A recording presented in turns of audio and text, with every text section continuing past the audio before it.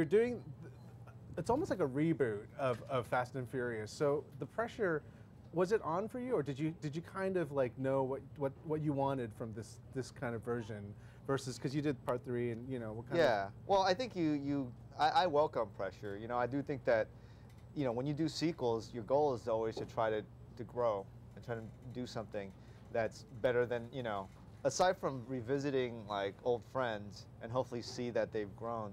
I think especially in this franchise, the stunts and all the car chases, I feel like I'm getting better every day, and I want that to hopefully reflect in the films I'm making. So that is the big challenge. And I think from part 3 to part 4, when I got the call, it became very clear that if we were ever going to do part 4, we had to convince all the actors to come back. And getting them on set, was it kind of, is it easier to work with people that have done this before then, or did you feel like they had to kind of deal with something different this time around? Well, I think there's a lot of other car chase movies out there, and I think there's a reason why people keep wanting to see this franchise. And I think you have to give the credit to the characters, to the actors.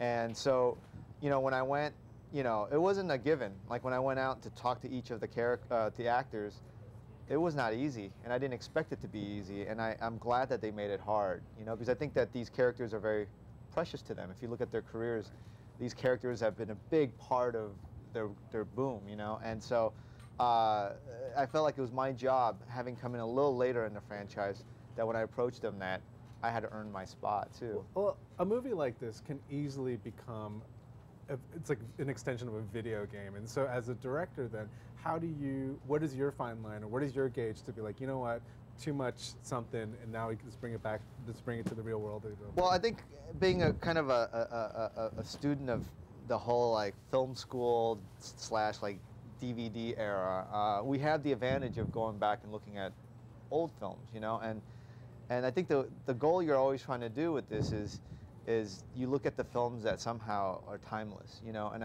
when I think of that, I think of like movies like Bullet, Ronin, or films that when they have these chases, there's a sense of danger, because back then there was no visual effects, and they would literally just mount in a car and they just let it run. So I think the danger with this big budget is that you have all the toys in the world to play with, and it's about restraint and trying to tonally, hopefully, capture something that serves the film the best. And I think part of that was about these characters. They have grown. I mean, I think what I like about this film is that we're not saying, hey, these are the same characters and we're going to put them back in the street scene. I mean, we acknowledge the time passage, and they have matured. And I think that stylistically, I wanted to try to match up maturity, and part of that was almost going back to old school. And really, when we crash the cars, we crash the cars. When we drive it at a certain speed, we're doing it all for real, so that the audience still gets a sense of danger.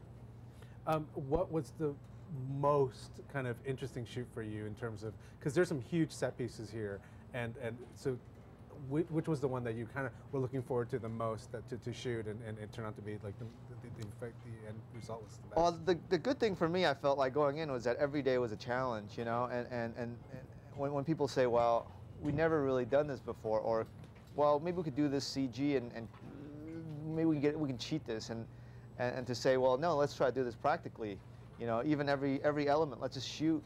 We know we can get it CG, but let's not do that. Let's make sure that we don't take that for granted. And so anywhere from the land train, where we literally are throwing a whole truck and tanker off a cliff and trying to bounce it and put an explosion, that was a challenge that had never been done, and that, I think that gets the crew excited.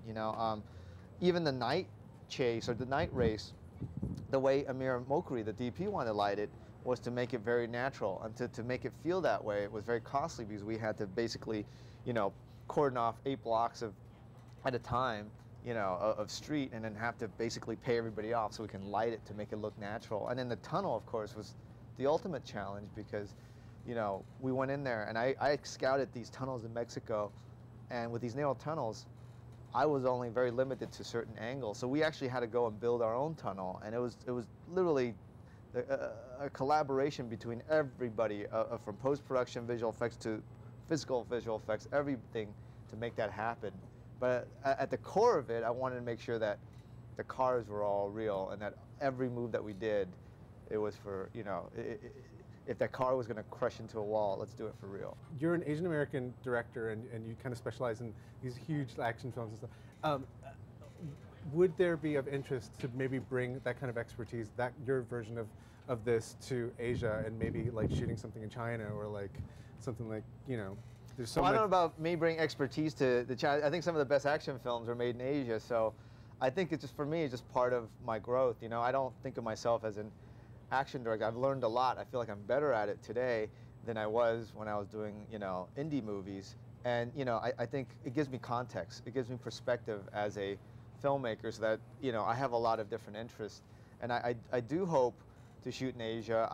That's one of my goals. I mean, on the last film, I actually got to go to Tokyo for a while, and that's something I love, because, you know, you can travel the world, but you're always a tourist. But until you actually work there and get to know the people, that's something that's priceless, you know. And China is a place that I'm aggressively trying to find projects that fits there. You know, just for me personally, to be able to hopefully, you know, live there for a while. I hope that happens. Thank you too. very much. Really nice Thanks a talking to lot. you. Thank you.